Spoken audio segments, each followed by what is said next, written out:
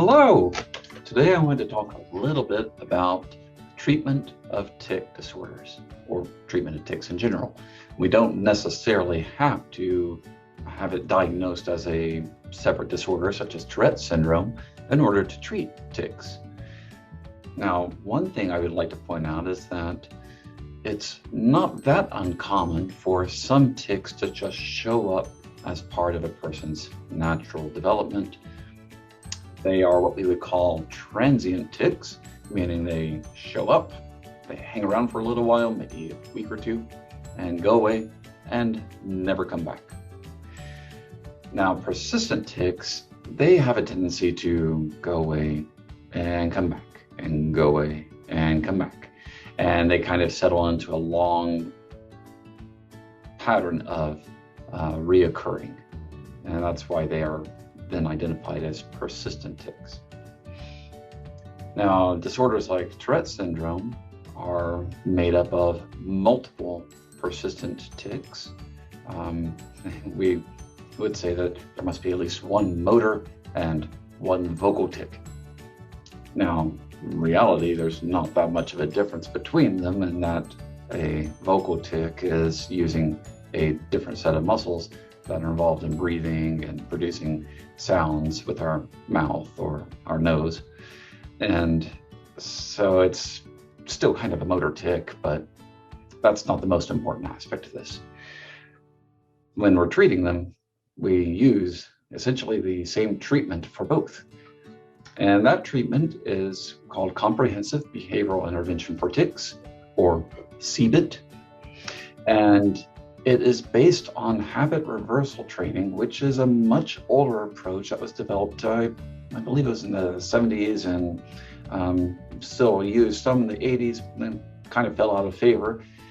Actually still used, it's still around and still useful, but we don't tend to see it as much on its own, not like we used to. So I would like to talk a little bit about Cbit and the approach that we use. It's normally we would have the first appointment or session where we spend some time talking about which tics the individual is experiencing. We try to find out how much insight or awareness the individual has of the tics and the experience before tics, the premonitory urge, which I talk about more in another video. So if the person has good awareness, then that gives us an advantage when it comes to treatment. We can probably begin to address it more quickly. If they don't have good awareness yet, then we work on that first. Building awareness is not an especially difficult process for most tics.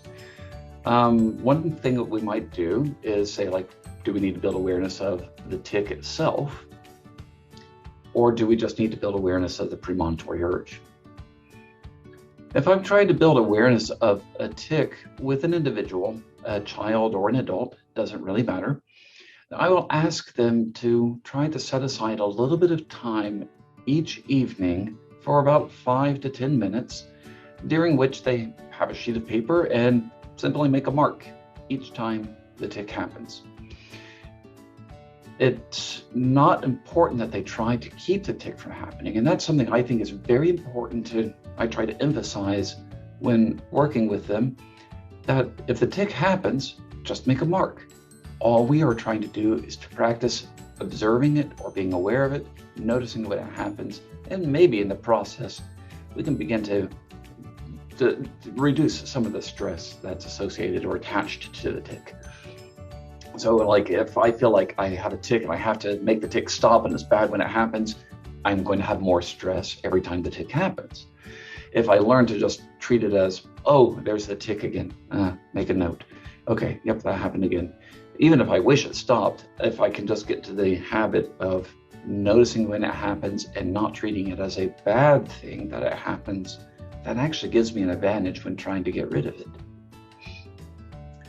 That's a good thing to keep in mind. The brain does not like stress. If it's identifying something as a problem, then it's going to spend a lot of effort and energy trying to eliminate or get rid of it.